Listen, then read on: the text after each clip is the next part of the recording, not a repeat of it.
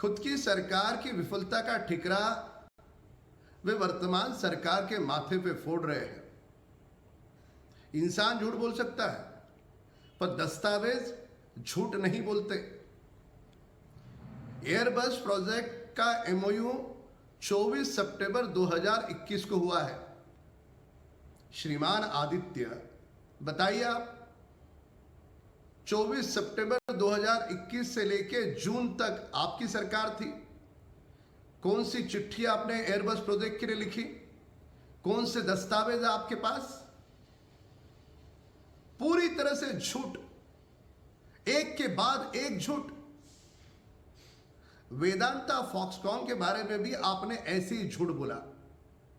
हमने आपसे कह दिया था, खुले मन से आपको आह्वान किया था कि कोई दस्तावेज है दिखाइए, आप दिखा न सके।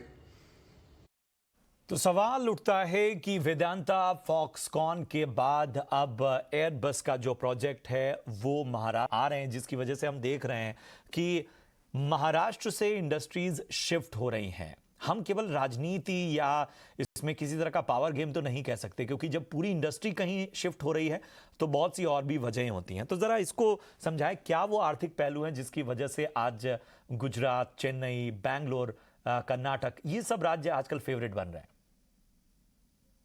बहुत स्पष्ट सी बात है, किसी भी इंडस्ट्रीज को एक एटमॉस्फेयर नहीं चाहता कि उसकी फाइल यहाँ रुके, वहां रुके, यहाँ रुके। इन चीजों के अलावा उसको बहुत ज्यादा सुविधाएं भी चाहिए, क्योंकि बहुत ज्यादा कंपटीशन है।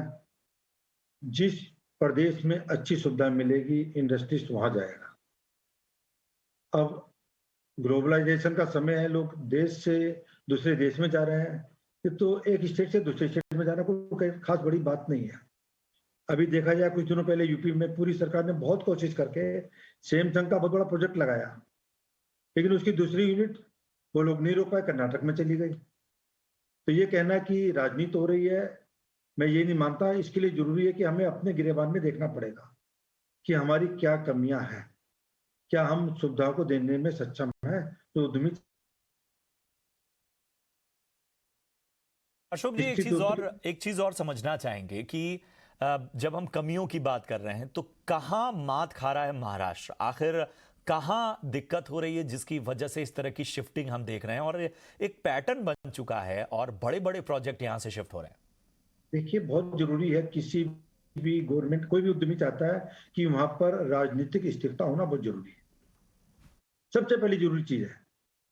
अगर मेरी किसी सरकार से डीलिंग चल रही, मेरी बात चल रही है, सरकार बदल रही है, दिन में दो, कभी सुबह कभी दोपहर, कभी कुछ हो रहा है, कभी कुछ नई नई चीजें आ रही हैं, उन परिस्थितियों में उद्यमी किसी भी हालत में टिकने की स्थिति में नहीं होता है। पहले वो किसी एक से डील करे, एक से अपनी बात को समझाए, अपनी बात को रखे, अधिकारी को समझे। सरकार आती है, उसके अधिकारी बदल जाते हैं, उनकी सोच बदल जाती है, रवैया बदल जाता है। इन परिस्थितियों में संभव नहीं है कि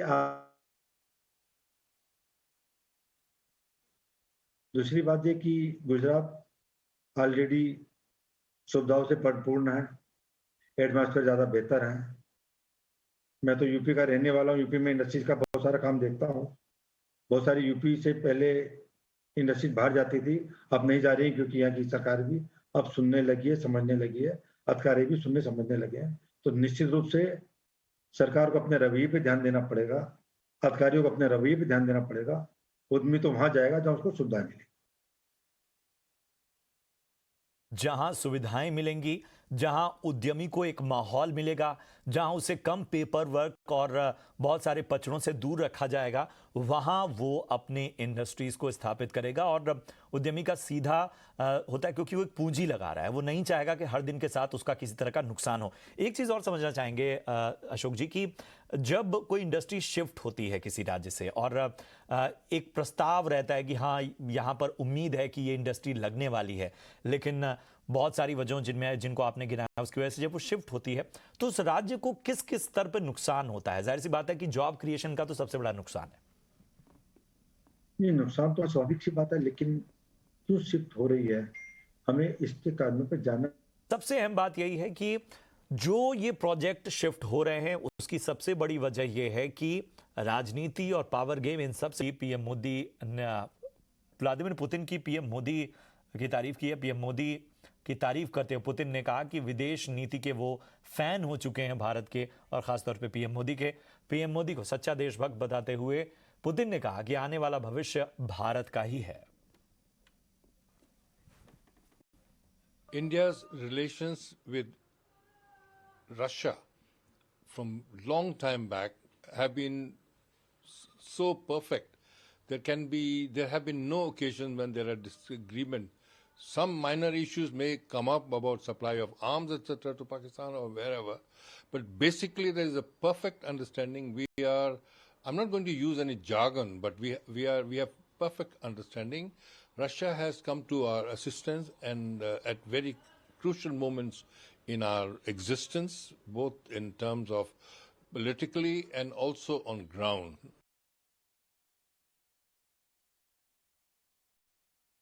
At the Valdai conference in Moscow, President Putin spoke yesterday, and he paid wholesome praise to Prime Minister Modi for his leadership of India, for his vision of the development of India through the Make in India program, which he said made eminent economic and spiritual sense. But he also praised India's independent foreign policy under Prime Minister Modi's leadership in this very complex international situation arising from the Ukraine conflict. No other leader was praised as much as Prime Minister Modi. देखिए, भारत के लिए बहुत खुशी का दिन है कि हमारे नेता नरेंद्र मोदी जी की साख पूरी दुनिया में बढ़ रही है। आज राष्ट्रपति पुतिन ने जिस तरह भारत की विदेश नीति की तारीफ की है, जो स्वतंत्र है, आजाद है, बिना दबाव के है, एक बड़ी मिसाल है। नहाए खाए आज है, जमुना जी के तट पर पूर्वांचली लोग बड़ी तादाद में जा रहे हैं, और इस मुद्दे से ध्यान भटकाने के लिए फिर से नोट का विषय लेकर वो आ गए।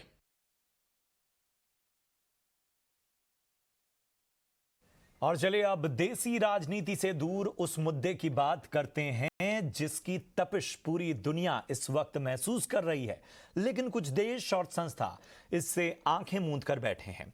आज इसी दौरे रवैये पर भारत के विदेश मंत्री एस जयशंकर ने प्रचंड प्रहार किया। मौका था मुंबई में चल रही यूएनएससी की आतंक विरोधी समिति की बैठक का, जिसमें विदेश मंत्री ने बिना नाम लिए आतंकवाद के मुद्दे पर चीन और पाकिस्तान की जमकर खिंचाई की, साथ ही यूएन को भी आईना दिखाया। जरा वो बयान सुन लेते हैं। Terrorism is a serious threat to international peace and security, indeed to the entire humanity. We have heard the voices of its victims today. Their loss is immeasurable and can never be made up.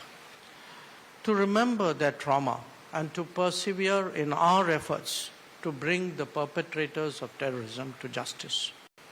We owe this to every victim of terrorism across the world. Even as the Mumbai terrorist attacks were unfolding on 28 November in 2008,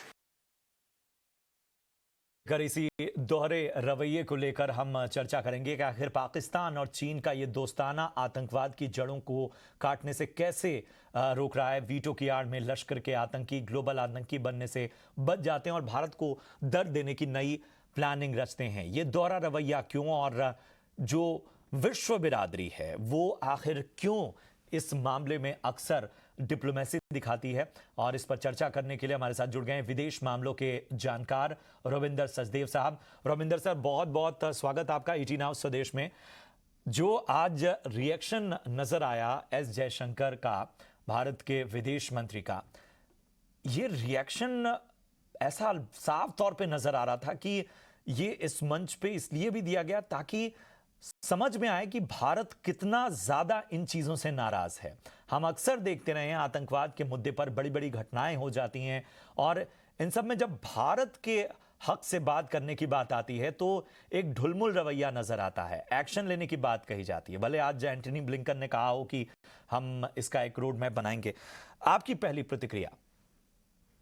दो चीजें। Thank you, it's a pleasure to be with you on ET now.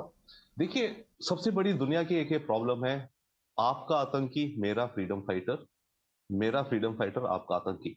वहां से problem शुरू होती है, one, right. यहां तक कि यूनाइटेड नेशंस में एक कॉमन परिभाषा भी नहीं आ पाई कि आतंकी होता क्या है, वन, अलग रखिए। दूसरा, यस, आतंक को लेकर के हर देश, बाय द वे, पॉलिटिक्स भी खेलता है। जहां उसके इंटरेस्ट सूट करते हैं वहां वो अपनी आंखें बंद कर लेता है, मूछ लेता है। जहां इंटरेस्ट सूट नहीं करते वहां वो प्रेशर बनाता है। Case an example very clearly Pakistan का। बहुत बार पाकिस्तान का जो किस्सा आया है, बार बार आता है। उसमें होता क्या है कि पाकिस्तान अपना एडवांटेज का गेम खेलता है। एज अ केस स्टडी, आतंक तो दुनिया में बहुत, अफ्रीका में भी हो रहा है, अलग अलग जगह हो रहा है, but let's take example of Pakistan. तो पाकिस्तान क्या करता है, अपनी ज्योग्राफी को लीवरेज कर लेता है। पहले जब सोवियत यूनियन था अफगानिस्तान में, तो अमेरिका और सऊदी अरेबिया ने ही यहाँ पर जिहाद का पॉइजन बोया और पाकिस्तान उनका वो बन गया पिट्ठू काइंड ऑफ थिंग, राइट। उसके बाद जब तालिबान आया या अमेरिकी सरकार आई तो पाकिस्तान कहता है मैं आपको ज्योग्राफी का एक्सेस देता हूं, आपकी नेटो सप्लाई का एक्सेस देता हूं, इत्यादि। वैसे में अमेरिका दरकिनार और इग्नोर कर देता था पाकिस्तान की आतंकी सपोर्ट को। बट लंबे समय से होते होते रिपीटेडली अब दुनिया को क्लियर हो गया है कि कहां से, फॉर एग्जांपल जो हमारा मुंबई 26/11 अटैक्स है, अब इसमें एक और प्लेयर आ गया पाकिस्तान के सपोर्ट में, चाइना। और चाइना वो स्टेप इसलिए लेता है, वो पाकिस्तान को बचाने के लिए, at the same time, not बचाने के लिए, वो पाकिस्तान को कवर देने के लिए, बट चाइना का इंटरेस्ट है कि भारत की प्रोग्रेस और स्टेबिलिटी हमेशा लड़खड़ाती रहे, ताकि इंडिया शांति से अपनी इकोनॉमी, इकोनॉमिक राइज और अपनी इंटरनल ग्रोथ ना कर पाए। तो चाइना का वो ऑब्जेक्टिव रहता है। अमेरिका का ऑब्जेक्टिव रहता है पाकिस्तान को सपोर्ट करने में, मच मोर नॉट की अगेंस्ट इंडिया अमेरिका, बट कि अमेरिका अपने फायदे के लिए पाकिस्तान को सपोर्ट कर देता था। तो ये मिक्स मैच चल रहा है। और बाय द वे, दुनिया में ये जो चल रहा है ना, ये सारी सरकारों की अप्रोच है, टेक्नोलॉजी डालो, पैसा डालो। देखो, अमेरिका में भी जब आतंक होता है, क्राइस्ट चर्च में, न्यूजीलैंड में या श्रीलंका में जो भी हुए, सरकारों के पास, क्विक पॉलिटिशियंस के पास क्विक आंसर क्या है, मैंने ना $100 मिलियन का बजट दे दिया, स्कूल के आसपास वेब कैमरास लगा दो, मेटल डिटेक्टर्स लगा दो, सिक्योरिटी बढ़ा दो, एयरपोर्ट पे बढ़ा दो, अपनी जो इंडस्ट्रियल लोकेशंस हैं, पावर प्लांट, स्ट्रेटेजिक, उनकी सिक्योरिटी बढ़ाओ। वो क्लियर कट इन्हें एक सोल्यूशन दिखता है, क्योंकि वो है पैसा दिया, टेक्नोलॉजी ने शायद काम कर दिया। बट प्रॉब्लम ये है आतंक की, आतंक एक दिमाग की चीज है, उपज है। तो आतंक can not be solve by technology and by throwing money. आतंक को अगर हमें फंडामेंटली, और भारत को एक चीज लानी चाहिए और भारत ये लाता है, आतंक को अगर फंडामेंटली रिड्यूस करना है, खत्म तो होगा नहीं शायद, पर अगर रिड्यूस करना है तो इसके रिडक्शन में सबसे एक बहुत अहम पिलर है जो कि सारी सरकारें मिस कर जाती हैं, दुनिया मिस कर रही है, वो है education of the children. Okay, बच्चों के दिमाग में अगर स्कूल्स में एक कंपल्सरी करिकुलम हो कंपैशन का, जियो और जीने दो, तो मैं ये नहीं कहता उससे सारा आतंक खत्म हो जाएगा, इम्पॉसिबल। बट ये है कि ऐसे बच्चे जब बाद में एडल्ट बनेंगे तो उनमें कुछ कम होंगे जो कि एक्सट्रीमिज्म, रेडिकलिज्म की तरफ वायलेंस गन उठा के करेंगे। तो अनलेस ये एलिमेंट हम सोचे, देखिए ये it's the programming of the mind. और जितना आप टेक्नोलॉजी, पैसा डाल लो, आर्म्स डाल लो, रेगुलेशंस बना लो, FATF, मनी लॉन्ड्रिंग की स्कीम्स बना लो, ठीक है, these are measures, but fundamentally जब तक सोच का बदलाव का दुनिया ना सोचेगी मिल करके, आतंक कम नहीं होगा। रविंदर सर, आपने सही बात बोली और जाहिर सी बात है कि कहीं ना कहीं वो जो एक सुराख है रोशनी का, उसकी एक बहुत आवश्यकता है। लेकिन इन सब के बीच जब हम एक्शन की बात करते हैं, जब आज एस जयशंकर बोल रहे थे, तो मैं ज़रा समझना चाहूँगा कि वो दुनिया से किस तरह के एक्शन की उम्मीद कर रहे हैं। क्या भारत चाहता है कि आतंक पर लगाम लगाने के लिए UN को जो एक्शन लेना चाहिए वो किस तरह का हो, या जो विकासशील देश हैं जो खुद आतंकवाद से त्रस्त हैं वो भारत में बढ़ते आतंकवाद या भारत के साथ हुई घटनाओं में जो उनकी अप्रोच है, उसमें किस तरह का जो बुनियादी बदलाव है वो देखना चाहता है Bharat? Great question, great question. देखिए, बुनियादी बदलाव या एक्शन ऑन द ग्राउंड जिसे आप कह रहे हैं, वो भारत ये देखना चाहता है, एक तो यूनाइटेड नेशंस में जो भी आतंकियों को डेजिग्नेट किया गया है उनके ऊपर एक्शन हो। अभी तक ये हो रहा है, यूएन का जो मैकेनिज्म है वहां पर वीटो हो जा रहा है, तो कुछ जो आतंकी हैं जिनको डेजिग्नेट करा जाना चाहिए, जिनके अगेंस्ट केस चलने चाहिए और फिर उनको जेल जाना चाहिए या जो भी सजा मिलनी चाहिए, वो प्रक्रिया शुरू ही नहीं हो पाती क्योंकि यूनाइटेड नेशंस एक तरह से डिसफंक्शनल ऑर्गेनाइजेशन हो गया आतंक के मामले को लेकर के। That's one. दूसरा, भारत हम ये भी चाहते हैं कि वेस्टर्न कंट्रीज, खासकर डेवलप्ड कंट्रीज जो खुद भी आतंक से पीड़ित हैं, और वो आतंक भी बाय द वे काफी हद तक पाकिस्तान से ही निकला हुआ है काफी केसेस में, कि ये देश पाकिस्तान को एक वाइल्ड कार्ड देना छोड़े, पाकिस्तान को अकाउंटेबल करें, अकाउंटेबिलिटी पाकिस्तान की। अभी जैसे आप कल देखिए, your business channel, financial action task force में पाकिस्तान को ग्रे लिस्ट से हटा दिया गया है, राइट? अब बात है कि एफएटीएफ का मैंडेट क्या है? एफएटीएफ का मैंडेट है basically KYC, know your customer, की भाई बैंक्स में आतंकियों का पैसा ना आए, पता हो किस अकाउंट में आ रहा है, किस में जा रहा है, जो डेजिग्नेटेड आतंकी है उसका अकाउंट ऑपरेट ना हो। तो एफएटीएफ एक ये ब्यूरोक्रेटिक सिस्टम है, ये एक टेक्नोलॉजी सिस्टम है, और उस टेक्नोलॉजी सिस्टम को भी बीट कर दे रहा है पाकिस्तान, कह करके ठीक है देखो मैंने इन 40 या 42 पैरामीटर्स में मैंने अपने बैंकिंग की सॉफ्टवेयर या know why customer KYC improve कर दिया है, ट्रैकिंग करेंगे, ये करेंगे, वो करेंगे, जो भी है डेटा रखेंगे, एटसेट्रा। तो बट द पॉइंट इज कि the world needs actually something more than FATF. FATF तो एक टूल हुआ ना, वो तो आप टूल है यूज कर रहे हो पैसा का फ्लो रोकने का, कि आतंकी पैसा रेज ना कर सके, आतंकी एक जगह से दूसरी जगह पैसा ट्रांसफर ना कर सके, जिसके चलते वो अपनी बंदूकें खरीदे या बम खरीदे या बम बनाए या जो भी करें, राइट?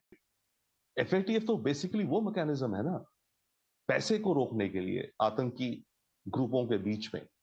हमें और मैकेनिज्म चाहिए जो कि आतंक की विचारधारा जब फैलती है उसे रोके वहां पर।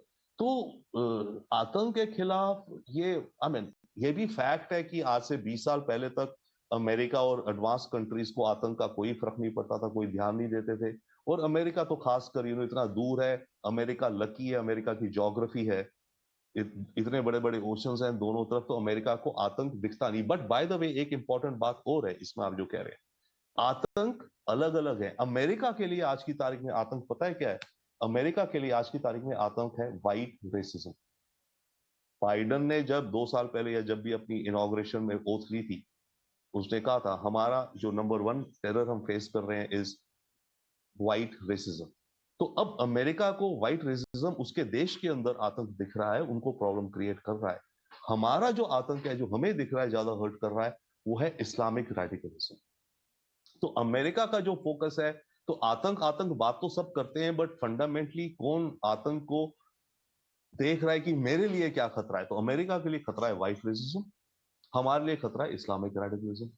और डेफिनेटली यस, अमेरिका को भी इस्लामिक रेडिकलिज्म से खतरा है, बट अमेरिका की थैंकफुली वंस अगेन ज्योग्राफी ऐसी है और उन्होंने अपनी होमलैंड सिक्योरिटी ऐसे स्ट्रक्चर करी है कि इस्लामिक रेडिकलिज्म अमेरिका को ज्यादा हर्ट नहीं कर रहा है अपने देश के अंदर, यूरोप को कर रहा है। यस, यूरोप के लिए आतंक है definitely yes, Islamic radicalism as well as white racism.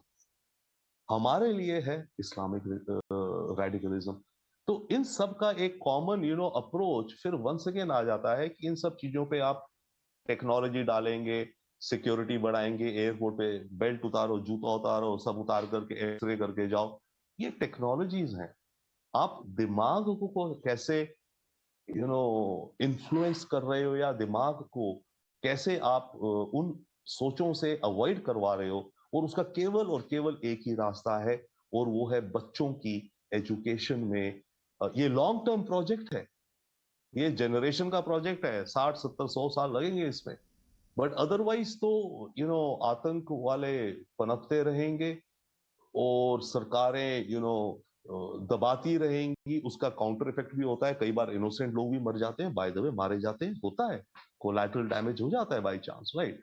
उसके चलते और घृणा पैदा होती है, उन आतंकियों को और बेस मिलता है रिक्रूटमेंट का। आतंकियों को तो बल्कि चाहिए ये, आप उनके जितने मारोगे उनको उतना अच्छा है, क्योंकि उनके लिए तो उन्हें अपने ग्रुप्स में, अपने बेस में उन्हें एक घृणा पैदा करनी है आपके खिलाफ। तो आप जितना ज्यादा, अब इजराइल एंड पैलेस्टीन का जो चलता है फॉर एग्जांपल, राइट, तो आतंक और एक्सट्रीमिज्म के जो विचार वाले जो इसको प्रमोट करते हैं, उनको तो कयास चाहिए ही चाहिए, क्योंकि जितना कयास होगा, जितनी मिजरी होगी, जितना दुख होगा, पीड़ा होगी, उतना ज्यादा उनको रिक्रूटिंग ग्राउंड मिलता है। बिल्कुल, बहुत बहुत शुक्रिया रविंदर सचदेव साहब, और बहुत ही अच्छी चर्चा रही। और उम्मीद यही करते हैं कि ये जो आज रिएक्शन नजर आया है, भारत वक्त पर ये इंटेंसिटी थोड़ा बढ़ाता रहा। वो कहते हैं ना कि कई बार जो दबाव है वो इसलिए काम करना बंद कर देता है क्योंकि उसके वक्त पे जो उसका एक प्रेशर बढ़ाना चाहिए वो हम शायद उसमें कमी दिखाते हैं। लेकिन ज़रूरी यही है कि आज एक रिएक्शन जो था वो रिएक्शन आमतौर पर दिखाई कम देता है, और वो रिएक्शन बहुत ज़रूरी था इस ऐसे मंच पर। बहुत बहुत धन्यवाद सर हमसे जुड़ने के लिए, इस चर्चा के लिए। और यहाँ रुकेंगे एक छोटे से ब्रेक के लिए। ब्रेक के उस पार खबरें और हैं, आप बने रहिए हमारे साथ।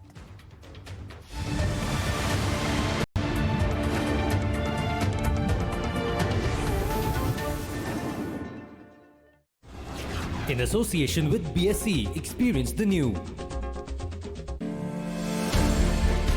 The people, the culture, the climate is so conducive, so friendly. People love to come to Bangalore on and on and on. Therefore, it has converted into a Silicon Valley of the East. And this is one opportunity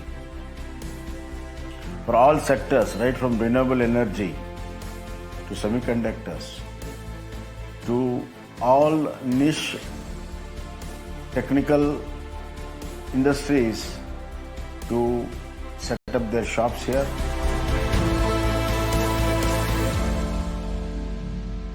वर्षों का है हमारा और आपका ये साथ, कैसे दूर रह सकते थे आपसे। जी नमस्कार, आपने याद किया और लीजिए हम फिर हाजिर हैं आपका राशिफल बताने, ग्रह नक्षत्रों का खेल समझाने और आपको यह बताने कि अपने भाग्य विधाता आप खुद हैं। देखिए ज्योतिष गुरु दीपक कपूर जी के साथ राशिफल, सिर्फ टाइम्स नाउ नवभारत पर।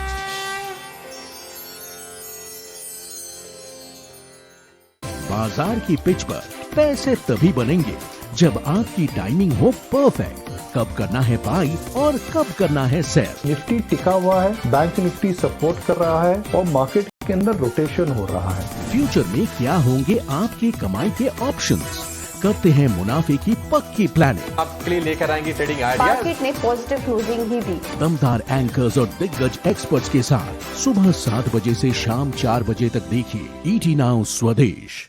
शेयर से लेकर फाइनेंशियल केयर तक, ट्रेडिंग कॉल से लेकर इंडेक्स की चाल तक। क्रूड 105 और 100 के नीचे जाता है तो मार्केट के लिए पॉजिटिव सरप्राइज है। हम आपको बताएंगे कहां है कमाई के मौके। ग्लोबल मार्केट्स में हरे निशान के साथ बंद हुए, काफी अच्छी अपमूव देखने को मिली। करेंगे आपके फायदे की हर वो बात जिससे हो बाजार में आपकी दमदार शुरुआत। देखिए खरा सौदा हर ट्रेडिंग डे सुबह 8 से 10 सिर्फ ईटी नाउ स्वदेश पर।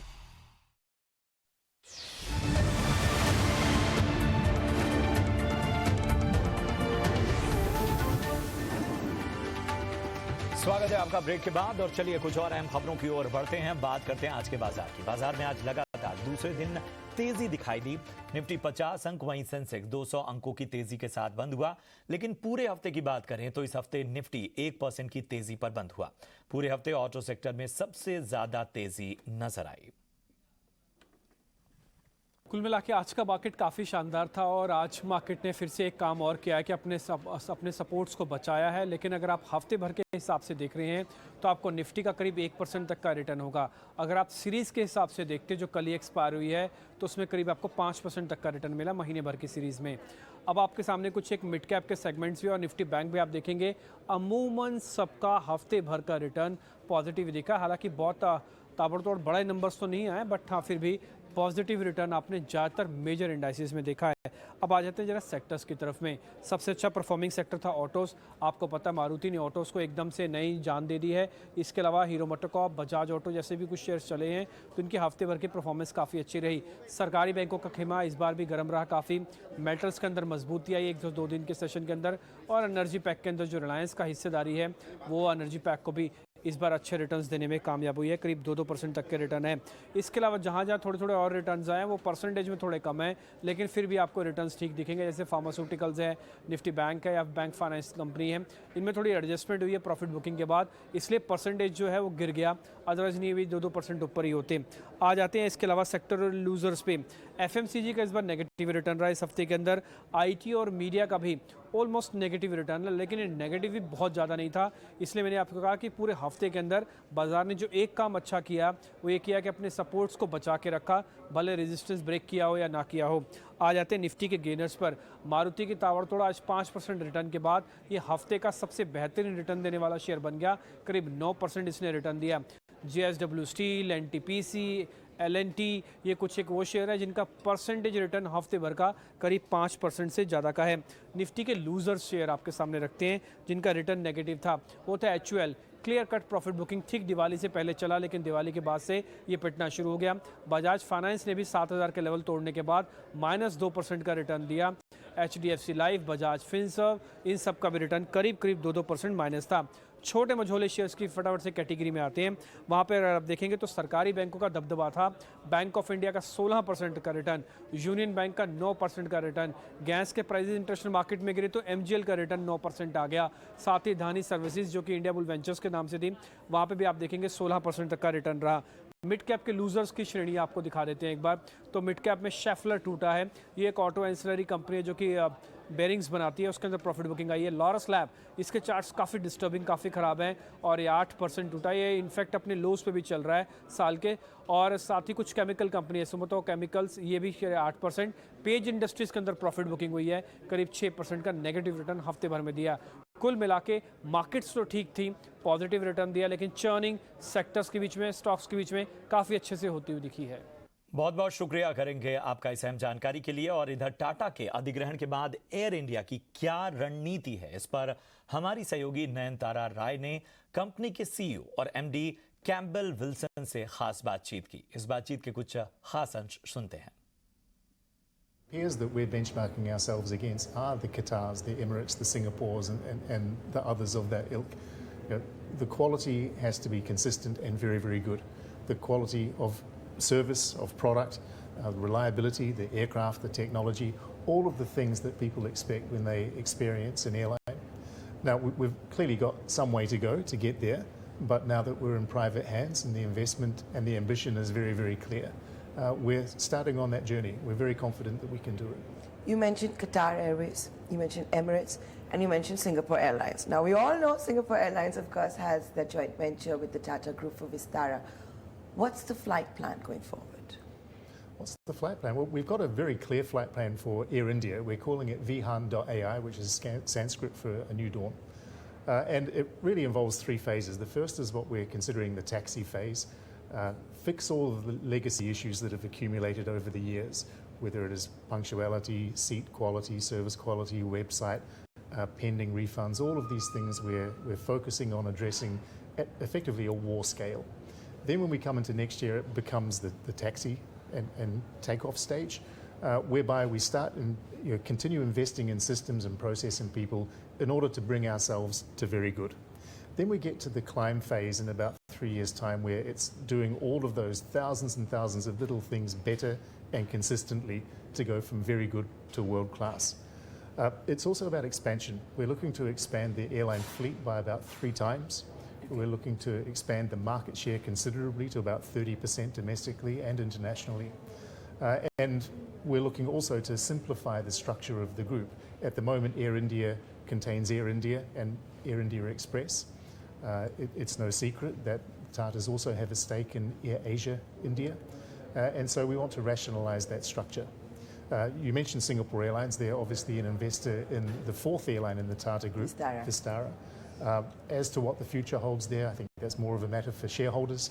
But whatever comes down the pitch, we shall play. So what is it going to be? It's going to be Air Asia, Air India and Air India Express all under one umbrella? That's the rationalization you're talking about? From a corporate perspective, yes. From a business model perspective, there will be a full-service airline and a low-cost airline because the market clearly needs different things for different people. Different routes are more aligned to a low-cost model, some are more attuned to a full-service one. So we need to have both in the stable, and we'll deploy either vehicle which makes the best sense for what the consumer really wants. और इधर Maruti Suzuki के दूसरी तिमाही के नतीजे शानदार रहे। मुनाफा 4 गुना बढ़कर 2060 करोड़ रहा। नतीजों की पूरी जानकारी दे रही हैं हमारी सहयोगी वामाक्षी। जी बिल्कुल, मारुति सुजुकी ने अपने दूसरे तिमाही के नतीजे पेश किए और अगर हम ओवरऑल नतीजों की बात करें तो mix set of numbers company ने रिपोर्ट किए हैं। आय की बात करें तो कंपनी ने जो आय रिपोर्ट की है वो अनुमान से काफ़ी मजबूत थी, मगर उनका मार्जिन प्रोफाइल पे कंपनी ने एक एस्टिमेट्स को मिस किया है। वॉल्यूम्स तो हम एक्सपेक्ट कर ही रहे थे कि फेस्टिव सीजन के चलते काफ़ी अच्छे होंगे और ये ऑलरेडी फैक्टर्ड इन थे, मगर क्वेश्चन था उनके रियलाइजेशंस पर और उनके ऑपरेटिंग एक्सपेंसेस पर। और कंपनी का खुद कहना है कि ये फ्रंट पर कंपनी का प्रदर्शन इतना अच्छा नहीं रहा है। हायर रियलाइजेशंस तो थे ही, मगर ये ऑफसेट हुए हायर एड स्पेंड्स के चलते, जिसके चलते मार्जिन पर हमें दबाव दिखा। पावर और फ्यूल कॉस्ट भी बढ़े, जिसके चलते मार्जिन्स पर थोड़ा इम्पैक्ट आता हुआ नज़र आया। मगर फिर भी 9.3% की मार्जिन्स एक्सपेक्ट कर रिपोर्ट की है कंपनी ने। हम एक्सपेक्ट कर रहे थे 9.7% की मार्जिन्स, बट नेवरदलेस अगर हम ईयर ऑन ईयर बेसिस पर कंपेयर करते हैं तो ये काफ़ी अच्छी इम्प्रूवमेंट नज़र आ रही है। आइए देखते हैं स्पेसिफिक नंबर्स पर। तो अगर हम मुनाफे की बात करें तो यहाँ पर कंपनी ने काफ़ी अच्छा प्रदर्शन किया है। 1935 करोड़ का मुनाफा हम एक्सपेक्ट कर रहे थे और कंपनी ने रिपोर्ट किया है 2061 करोड़ का मुनाफा। इसके अलावा रेवेन्यू फ्रंट पर भी कंपनी का काफ़ी अच्छा प्रदर्शन रहा है। 29,558 करोड़ का हम रेवेन्यू एक्सपेक्ट कर रहे थे और अब वो हो गया है 29,931 करोड़। मगर मार्जिन यहाँ पर हम एक्सपेक्ट कर रहे थे 9.7%, मगर आए है वो 9.3%। सो ओवरऑल देखें mix set of numbers, revenue अनुमान से ऊपर मगर मार्जिन में थोड़ा दबाव। तो ये थे मारुति सुजुकी के नंबर्स और इसी के चलते स्टॉक फोकस में है। चलिए अगली खबर की ओर बढ़ते हैं। आज डॉक्टर रेड्डीज के भी नतीजे जारी हुए। कंपनी की आय और मुनाफे में बढ़ोतरी नजर आई। अगर आय की बात करें तो आय 4,919 करोड़ से बढ़कर 5,215 करोड़ रही। साथ ही एबिटा और मार्जिन में भी बढ़त रही। नतीजों पर पूरी जानकारी दे रही हैं हमारी सहयोगी पूजा त्रिपाठी। नतीजे अनुमान से बेहतर दिखाई दे रहे हैं। अगर बिक्री को देखेंगे तो 9% की ग्रोथ हुई है। मुनाफा 12% से बढ़ा है कंपनी का। कामकाजी मुनाफे में 24% की ग्रोथ दर्ज हुई है और जो कामकाजी मुनाफा है वो 27% से बढ़कर 30.6% कंपनी ने पोस्ट किया है। सहारा मिला है ग्लोबल जेनरिक कारोबार से, जिसमें कि 18% की ग्रोथ देखी गई। वही जो इनका PSI सेगमेंट है यानी कि pharmaceutical services and active ingredients, वहाँ पर डिक्लाइन हुआ है 23% का। इसके अलावा ज्योग्राफी वाइज रेवेन्यू पर भी अगर देखेंगे ग्लोबल जेनरिक्स के तो US कारोबार जहां पर कि हम एक दबाव का अनुमान कर रहे थे, काफ़ी अच्छा सपोर्ट आया है। कुछ नए लॉन्चेस से सहारा मिला और 48% की ग्रोथ वहां पर दर्ज हुई। लेकिन इनके जो बाकी ज्योग्राफीज थे, यूरोप में मामूली 2% की बढ़त। इंडिया कारोबार में हम देखेंगे तो पिछले साल एक हाई बेस था, इसी के चलते मामूली 1% की ग्रोथ वहाँ पर देखने को मिली। इमर्जिंग मार्केट्स में भी लो वॉल्यूम्स के चलते हमने देखा कि 6% का डिक्लाइन था। तो ओवरऑल अगर बात करें तो नॉर्थ अमेरिका कारोबार जहाँ पे हम दबाव की उम्मीद कर रहे थे, वहाँ से भी प्रदर्शन अच्छा आया। तो अनुमान से बेहतर नतीजे दिखाई दे रहे हैं डॉक्टर रेड्डीज की तरफ से। तो अनुमान से बेहतर नतीजे डॉक्टर रेड्डीज के। और इधर विधानसभा चुनाव के चलते फिर एक बार लेबर रिफॉर्म लटक सकते हैं। इस साल के अंत तक नए लेबर कानूनों के लागू होने की संभावना अब बेहद कम नजर आ रही है। लेबर यूनियनों को नए श्रम कानूनों के कुछ प्रावधानों पर ऐतराज है और चुनावों को देखते हुए सरकार पहले सबकी सहमति बनाने की कोशिश कर रही है। इस खबर पर ज्यादा जानकारी दे रहे हैं हमारे ET नाव संवाददाता प्रकाश प्रियदर्शी। देखिए, सूत्रों के हवाले से जो जानकारी हमें मिल रही है उसके हिसाब से नए लेबर रिफॉर्म्स एक बार फिर से अटक सकते हैं और इसके पीछे की दो अहम वजहें बताई जा रही है। सबसे बड़ी वजह यह है कि अगले कुछ दिनों में कई राज्यों में विधानसभा चुनाव होने वाले हैं, जिसमें हिमाचल प्रदेश, गुजरात जैसे अहम राज्य हैं। अब सरकार जो है किसी तरह की जल्दबाजी में नज़र नहीं आ रही है और विधानसभा चुनावों के बाद ही नए लेबर कानूनों को लागू करने की दिशा में आगे बढ़ेगी। जो दूसरी अहम वजह है वो ये है कि जो चारों नए लेबर कानून है उस पर नियम बनाने की प्रक्रिया अभी चल रही राज्यों की तरफ से, वो अभी पूरी नहीं हुई है। आंकड़ों पर अगर आप नज़र डालें तो जो इंडस्ट्रियल रिलेशन कोड है उस पर 26 राज्यों ने नियम बनाने की प्रक्रिया पूरी की है। इसके अलावा 25 राज्यों ने ऑक्यूपेशनल सेफ्टी कोड और सोशल सिक्योरिटी कोड पर नियम बनाने की प्रक्रिया पूरी की है। वहीं 31 राज्यों ने जो है वेज कोड पर नियम बनाने की प्रक्रिया पूरी की है। इसके अलावा अगर आप लेबर यूनियन की बात करें तो उन्हें कई प्रावधानों पर ऐतराज़ है, लिहाजा सरकार ये चाहती है कि पहले लेबर यूनियन के साथ सहमति बनाई जाए, फिर इस पर आगे बढ़ा जाए। जो सबसे अहम प्रावधान है जिस पर लेबर यूनियन को ऐतराज़ है वो है इंडस्ट्रियल रिलेशन में कोड में एक प्रावधान है कंपनी बंद करने से संबंधित, जिसमें यह कहा गया है कि कंपनी बंद करने के लिए जो थ्रेशोल्ड लिमिट है उसको 300 कर दिया गया है नए कानून में, जो कि मौजूदा 100 है। यूनियंस ये चाहती हैं कि उसको घटाकर फिर से 100 किया जाए। इस पर सरकार अभी विचार कर रही है और लेबर यूनियन के साथ सहमति बनाकर ही आगे बढ़ेगी। हालांकि राहत की बात यह है कि जो इंडस्ट्री है उसके साथ सरकार की सहमति बन गई है तमाम प्रावधानों पर, और इस दिशा में सरकार के लिए राहत की बात है। अब ये उम्मीद की जा रही है कि जब विधानसभा चुनाव खत्म हो जाएंगे उसके बाद सरकार जो है चारों नए लेबर कानून जो है उसको देश भर में एक साथ लागू करेगी। बढ़ते हैं आगे। अब बात लोक आस्था के महापर्व छठ की। नहाय खाए के साथ छठ पूजा का आगाज हो चुका है। छठ व्रतियों ने आज स्नान के बाद पूजा अर्चना की। कल खरना पूजन होगा, उसके बाद रविवार और सोमवार को सूर्य को अर्घ्य अर्पित किया जाएगा। आस्था के इस पर्व की अलग अलग शहरों से आई तस्वीरें आपके सामने दिख रही हैं। छठ पूजा की तैयारियों के लिए कई राज्यों में प्रशासन ने विशेष तैयारियां की। नदियों और सरोवरों की साफ सफाई का काम जोरों से चला। दिल्ली के एलजी ने यमुना नदी में झाग पर चिंता जताई है। उन्होंने सीएम अरविंद केजरीवाल को इसका समाधान करने को कहा है। दिल्ली में पहली बार छठ पूजा 30 अक्टूबर को ड्राई डे का ऐलान भी किया गया है।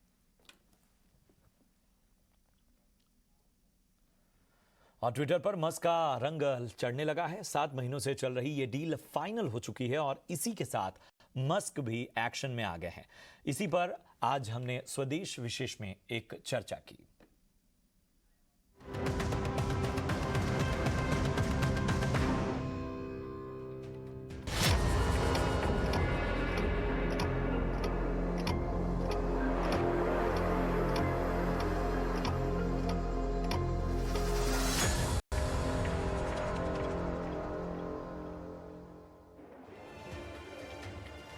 नमस्कार, स्वदेश विशेष देख रहे हैं आप। मैं हूं आपके साथ प्रशांत पांडे। आज से ट्विटर पर मस्क का रंग चढ़ने लगा है। 7 महीनों से चली आ रही ये डील फाइनल हुई और इसके साथ ही ट्विटर मस्क के हो गए। लेकिन मस्क ने आते ही कुछ ऐसे एक्शन लिए हैं जिसको लेकर कहा जा सकता है कि अब ट्विटर का काया पलट होने वाला है। ट्विटर की डील फाइनल होते ही उन्होंने कंपनी के भारतीय मूल के सीईओ पराग अग्रवाल और 2 अन्य टॉप के अधिकारियों की छुट्टी कर दी। इनमें कंपनी की पॉलिसी हेड विजया गाड्डे और चीफ फाइनेंशियल ऑफिसर नेड सीगल के नाम शामिल हैं। इसके साथ ही मस्क और ट्विटर के बीच पिछले कई महीनों से चल रहा विवाद भी खत्म हुआ। तो 3 बड़े अधिकारियों की छुट्टी जो आपकी स्क्रीन पर हैं, पराग अग्रवाल, विजया गाड्डे और नेड सीगल, ये 3 बड़े नाम जो अब ट्विटर से बाहर हो गए हैं। लेकिन जो तमाम आशंका के बादल थे वो धीरे धीरे अब छटने लगे हैं। वहीं दुनिया के सबसे अमीर शख्स और टेस्ला कंपनी के मालिक एलन मस्क ने डील होते ही ट्वीट क्या किया, जरा वो भी गौर से सुनिए। ट्वीट किया, चिड़िया पहले से आजाद हो गई है। चिड़िया आजाद हुई और इससे पहले कहा कि मैं चाहता हूं ट्विटर पर लोग फिल्में देखें, वीडियो गेम्स खेलें, यानी कि आने वाले दिनों में ट्विटर हो सकता है यूट्यूब, इंस्टाग्राम और दूसरे सोशल मीडिया प्लेटफॉर्म का एक कॉम्बो पैक। मस्क शुरुआत से ही ट्विटर में बदलावों की पैरवी करते रहे और ट्विटर पर बॉट अकाउंट्स और कंटेंट मॉडरेशन का विरोध भी उन्होंने किया। वहीं उन्होंने एडिट बटन का भी जिक्र किया था। इसके बारे में बाकायदा उन्होंने पोल किया।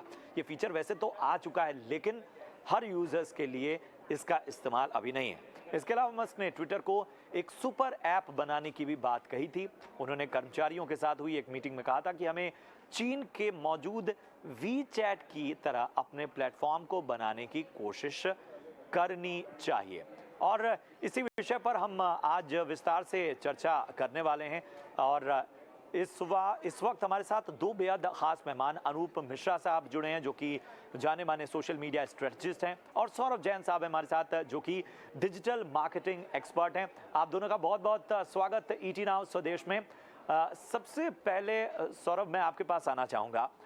जिस तरह के बदलाव की जो कमी कहा जाए, जिस बदलाव की बहुत दिन से वकालत की जा रही थी कि ट्विटर जो एक स्पेस है वहाँ फन नहीं है, वहाँ एक टॉक्सिक वातावरण बनता जा रहा है, आपको क्या लगता है कि भले देरी से ये कदम उठाया गया है, लेकिन क्या ट्विटर जो है वो एक बड़े बदलाव के साथ एक नया रुतबा हासिल कर पाएगा?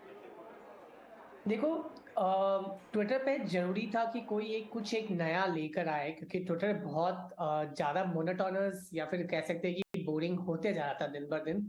क्योंकि अगर आप देखा जाए जिस तरीके से लोगों का टाइम स्पैन, एक ज़माने में ट्विटर वाज वेरी पोटेंशियल और अभी जिस तरीके से उसकी रीच कम होती जा रही है, तो कुछ एक बदलाव लाना बहुत ज़रूरी है। और मुझे लगता है कि ये बदलाव ट्विटर के हित में है, क्योंकि एवेंचुअली सोशल मीडिया प्लेटफॉर्म का कोड होता है कि वो ज़्यादा से ज़्यादा लोगों के पास पहुंचे। पर अगर प्लेटफॉर्म में ज़्यादा लोग नहीं जुड़ रहे तो उसका कारण क्या है, उसका कारण ढूंढना बहुत जरूरी है। और शायद इलॉन मस्क वो कारण ढूंढ के उसका सोल्यूशन निकलवा के इसको और भी फैसिनेटिंग बना सकते हैं, क्योंकि खुद अपने ट्विटर को उन्होंने इतना फैसिनेटिंग, इतना चर्चावर्ती हमेशा बना कर रखा है कि हमेशा लोग उनसे इंस्पायर हुए या उनके ट्वीट्स को देख के एंटरटेन्ड हुए हैं। तो उनको पता है कि यहाँ क्या चल सकता है। बियॉन्ड एक सीरियस प्लेटफॉर्म के अलावा इसको एक नया रूप देना बहुत जरूरी है। ये टॉक्सिक होगा या नहीं होगा ये बात की बात है, बट यहाँ पे एंटरटेनमेंट ज्यादा हो जाएगा, जिससे लोगों का टाइम स्पैन इस प्लेटफॉर्म में बढ़ेगा, जो कि इस प्लेटफॉर्म की सबसे बड़ी आवश्यकता है। अभी की आवश्यकता यह है कि ज़्यादा से ज़्यादा रीच बढ़े, और रीच बढ़ाने के लिए आम यूजर्स को कहीं ना कहीं ट्विटर के करीब लाने के लिए ये रणनीति हो सकता है कारगर हो। अब इसमें किस तरह की चीज़ें सामने आएंगी वो तो वक्त बताएगा। अनूप मिश्रा साहब, मैं आपके पास आना चाहूँगा। ट्विटर को आमतौर पर एक माइक्रो ब्लॉगिंग साइट के तौर पर माना जाता रहा है, और हम देखते हैं कि ट्विटर पर जब हम आमतौर पे एक गंभीर चर्चा भी करते हैं तो उसके पॉजिटिव और नेगेटिव रिएक्शन सामने आते हैं। लेकिन एक जो बहुत बड़ी खूबी है ट्विटर की वो ये कि इसके ज़रिए लोगों की जो कई समस्याएं हैं वो उसका समाधान होता रहा। ये जो मनोरंजन वाला फैक्टर इसमें ऐड होता है, वीडियो गेम अगर इंट्रोड्यूस होते हैं, वीडियोस इंट्रोड्यूस होते हैं, क्या ये ट्विटर की उस पहचान को कहीं ना कहीं धुंधला करेगा? आपको लगता है ऐसा? डेफिनेटली। पहले तो सबसे पहले धन्यवाद आपको बुलाने के लिए, आपने शामिल किया। तो जो क्वेश्चन आप कर रहे हैं, ट्विटर को जो इंटरटेनमेंट प्लेटफॉर्म और ये प्लेइंग और माइक्रो गेम्स एंड वगैरह जो भी इसको लॉन्च करने का जो भी प्लान कि एलन मस्क कर रहे हैं, तो डेफिनेटली इससे रीच तो बढ़ जाएगा, काफी बढ़ेगा रीच। और बट जो सीरियसनेस है, जिस वजह से ट्विटर फेमस है, जिस वजह से हम उसे इस्तेमाल करते हैं, या मोस्ट ऑफ द कम्युनिटीज या गवर्नमेंट ऑर्गेनाइजेशंस से लेकर के लॉ एंड ऑर्डर मेंटेन करने तक की इंफॉर्मेशन को मेजर करते हुए हम जिस पर्पस से उसका इस्तेमाल कर रहे हैं वो पर्पस कहीं ना कहीं फिर उसमें लैग करने लगेगा ट्विटर। और अगर वो ट्विटर उसमें लैग करता है तो डेफिनेटली नए प्लेयर्स के लिए एक मार्केट ओपन होगा जो माइक्रो ब्लॉगिंग और शॉर्ट मैसेजेस के लिए जो इस्तेमाल होता है, जो हमारी इंफॉर्मेशन को बहुत तेजी से और ऑथेंटिसिटी के साथ लोगों को लेकर के जा रहे हैं। तो ये डेफिनेटली अगर उसमें हम गेमिंग एंटरटेनमेंट को अगर एड ऑन कर देंगे तो रीच बढ़ जाएगी, डेफिनेटली पर यूजर टाइम बढ़ जाएगा, बट जो उसकी विजिबिलिटी है कहीं ना कहीं उसके पीछे गायब हो जाएगी। जैसे कि हम देख रहे हैं शॉर्ट वीडियोस वगैरह फेसबुक में इंट्रोड्यूस हुए, उसके बाद यूट्यूब ने भी इंट्रोड्यूस कर दिए शॉर्ट वीडियो। मे भी हो सकता है कि वीडियोस जो आने वाले हों वो शॉर्ट फॉर्म ऑफ, जैसे जो आप लोग न्यूज ब्रॉडकास्ट करते हैं, जो आप लोग क्लिपिंग शेयर करते हैं, वो शेयरिंग जो है वो शॉर्ट वीडियोस में ट्विटर के अंदर एक अलग सेक्शन क्रिएट करके रहें, जहाँ से न्यूज कंपनियां जो हैं ज्यादा अच्छे तरीके से अपने शॉर्ट वीडियो बना करके न्यूज़ के वो उसमें शॉर्ट वीडियोस के तौर पे इस्तेमाल करें। तो ज्यादा ऑनक्रिटिक इंफॉर्मेशन स्प्रेड हो सकती है। बट एंटरटेनमेंट मुझे नहीं लगता है कि ये ट्विटर उसके लिए राइट प्लेटफॉर्म होगा एंटरटेनमेंट सेगमेंट को ध्यान में रखते हुए। तो डेफिनेटली इससे न्यूज वाला जो पार्ट है, जो फास्ट इंफॉर्मेशन शेयरिंग का जो एक इनकी यूएसपी है वो खत्म हो जाएगी। बिल्कुल बिल्कुल, ये एक बात सबसे अहम है कि हर एक प्लेटफॉर्म की अपनी एक आइडेंटिटी होती है और वो आइडेंटिटी एक दिन में तो बनती नहीं है। उसमें बहुत सारे सुधार होते हैं, बहुत सारी ऐसी चीज़ें हैं, नेगेटिव पॉजिटिव हर प्लेटफॉर्म के हैं, लेकिन ये बदलाव कहीं ट्विटर की आइडेंटिटी पर प्रहार न करें, ये बड़ा सवाल है। इसकी आशंका अब भी बनी हुई है। हमारे साथ जानी मानी इन्फ्लुएंसर संध्या भी जुड़ चुकी हैं। संध्या, बहुत बहुत स्वागत आपका शो में। एक इन्फ्लुएंसर के नज़रिए से आपकी क्या चिंताएं हैं, या आपको क्या लगता है कि जो इंस्टाग्राम पे आपने अपने आप को इतना एक्सप्लोर किया हुआ होगा, फेसबुक जैसे प्लेटफॉर्म या इसके अलावा जो वीडियो मेकिंग प्लेटफॉर्म है, फन जहां पर मौजूद है, जहां पर इतना कुछ एक्सप्लोर किया जा चुका है, उसके बाद क्या इन्फ्लुएंसर्स एक और प्लेटफॉर्म पे जाके मेहनत करके अपने कंटेंट को डालना पसंद करेंगे, जबकि वो जान रहे हैं कि वो बहुत पहले ही ट्विटर से दूरी बना चुके हैं? ज़्यादातर इन्फ्लुएंसर्स तो इंस्टाग्राम पे एक्टिव हैं, ट्विटर पर उनकी मौजूदगी बहुत कम होती है। जी, आपका सवाल जो है वो बहुत ही वैलिड है कि ट्विटर पे मोस्ट ऑफ द इन्फ्लुएंसर्स नहीं होते हैं, बट जैसे कि आपने कहा कि बहुत सारे न्यू फीचर्स ऐड ऑन हुए हैं। So I think with emerging profession, जितना इन्फ्लुएंसिंग इंडस्ट्री बढ़ते जा रहा है, उतने ही ज़्यादा लोग उसमें अपने आप को प्रोफेशन देख पा रहे हैं। सो आई थिंक ट्विटर का जो भी फीचर्स है वो is definitely a good thing for me. और मुझे से लगता है कि हर एक प्लेटफॉर्म उसमें ही एक यूनिक चीज होती है। सो जैसे बाकी प्लेटफॉर्म्स है उससे कंपेयर अगर हम ट्विटर को करेंगे तो ट्विटर मुझे काफी इंफॉर्मेटिव लगता है। तो अगर हमें स्कोप मिलता है कि उस पे भी हमारी और एक अलग पहचान बनाई जाए, तो I think most of the influencers को ये इंटरेस्टिंग लगेगा काफी, एंड वो लोग भी इसमें पार्टिसिपेट करना चाहेंगे, क्योंकि हर किसी को हर प्लेटफॉर्म पे अपनी एक छाप छोड़नी है। किसी को भी ये अच्छा नहीं लगेगा कि ट्विटर पे हम नहीं है, इंस्टाग्राम पे है या बाकी और ऐप पे है। सो मेरे हिसाब से this is going to be a good thing for other influencers also.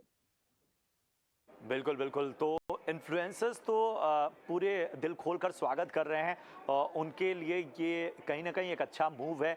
वो चाहेंगे कि वो ट्विटर पर भी अपना कंटेंट और अपनी बातें शेयर करें।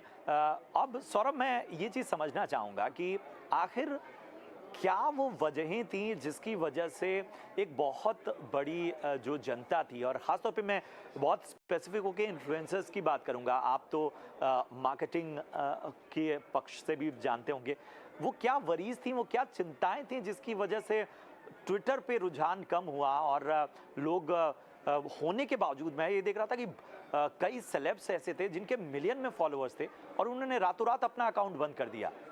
ये क्यों हुआ? सो पहली बात तो ये है कि ट्विटर जब शुरुआत 2008 में जब ट्विटर काफी पॉपुलर हो रहा था, और जब मार्केटर्स लाइक अस, हमारे पास दो ही ऑप्शन होते थे, फेसबुक और ट्विटर। और ट्विटर पे उतना इंपॉर्टेंस दिया जाता था जितना फेसबुक पे। जब हैशटैग ट्रेंड होता था एक ब्रांड का या कोई वर्ड्स ट्रेंड होते थे, तो उसके लिए ब्रांड उसके लिए वर्कआउट करते थे।